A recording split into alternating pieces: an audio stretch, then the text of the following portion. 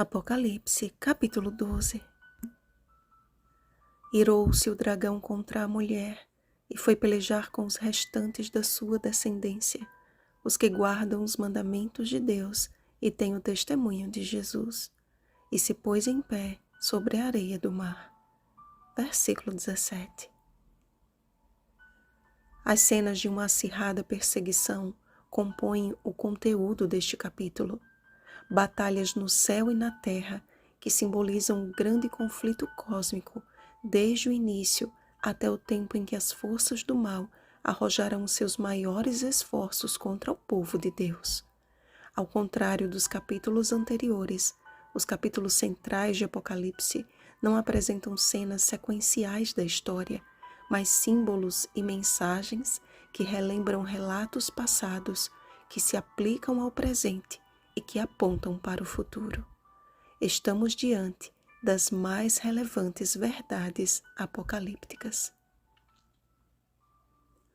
Houve peleja no céu. A Bíblia descreve a rebelião de Satanás e seus anjos contra Miguel e os seus anjos. O nome Miguel, na verdade, é uma pergunta que só tem uma resposta. Quem é semelhante a Deus?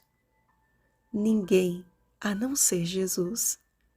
E todas as vezes que Satanás é citado na Bíblia em alguma cena de batalha, é Miguel, ou o anjo do Senhor, que aparece para pelejar contra ele.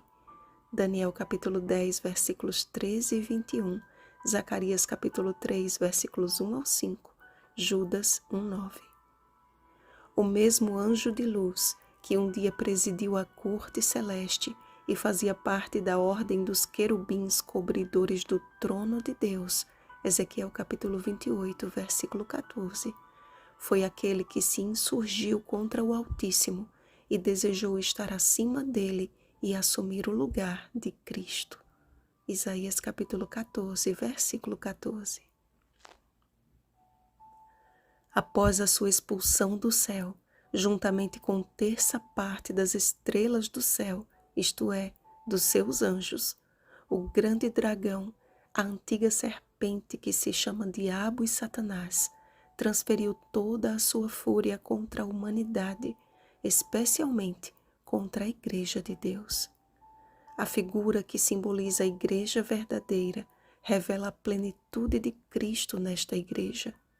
Sabendo que mulher em profecia significa igreja, Isaías capítulo 54, versículos 1 e 5, Jeremias capítulo 6, versículo 2, 2 Coríntios capítulo 11, versículo 2, Efésios capítulo 5, versículos 22 ao 24. Analisemos a sua descrição.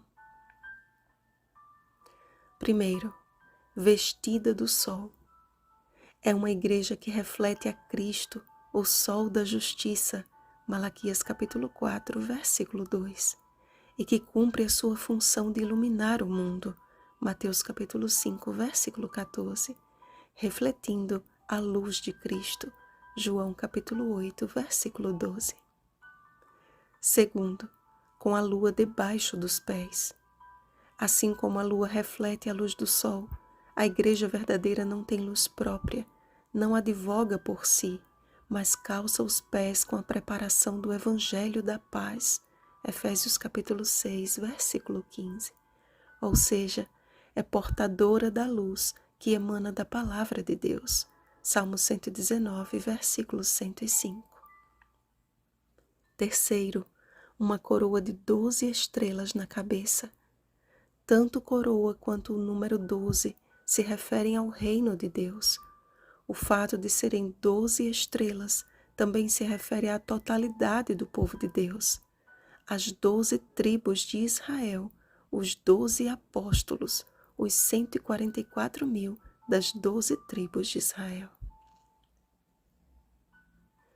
Esta mulher representa as duas fases da Igreja de Deus, Igreja judaica e Igreja apostólica. Apesar de Cristo, o Filho varão, ter nascido da linhagem de Israel, sua genealogia também abrange outras nacionalidades e sua vida foi a maior prova de que o seu amor não conhece fronteiras. É por isso que o grupo dos 144.000 não se restringirá a um povo específico, mas será de todas as nações, tribos, povos e línguas. Apocalipse capítulo 7, versículo 9.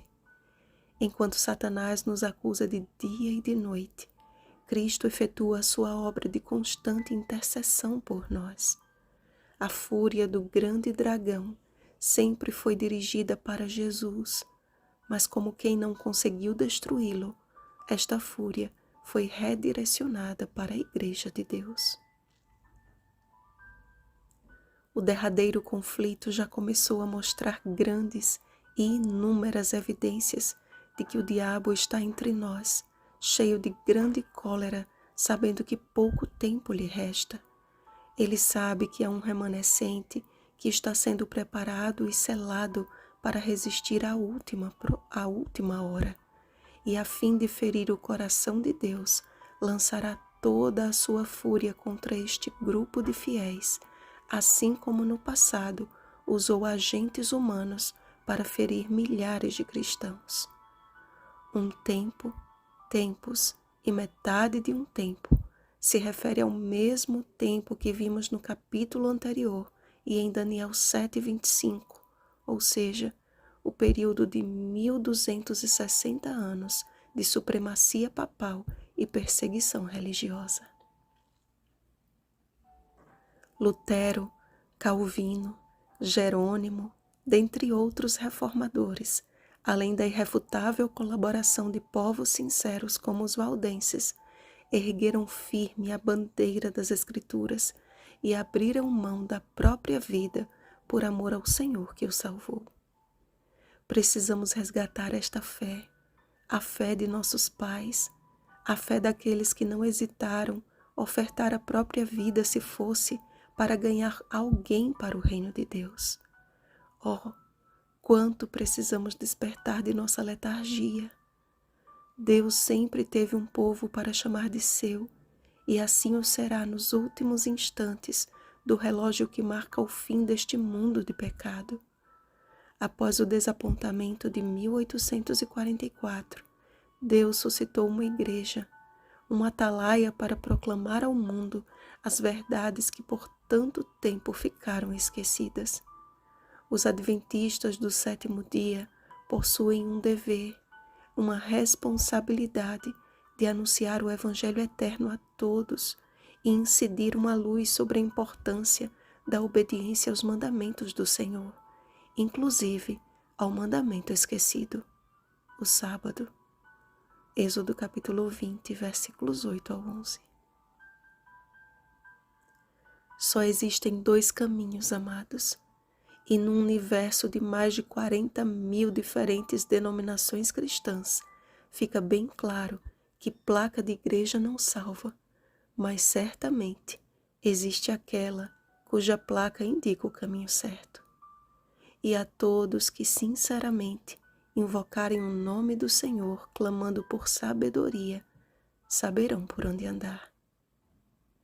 Quando te desviares para a direita e quando te desviares para a esquerda, os teus ouvidos ouvirão atrás de ti uma palavra dizendo: este é o caminho, andai por ele.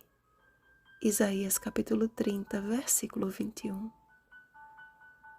Vigiemos e oremos. Bom dia, restantes do Deus vivo. Rosana Garcia Barros.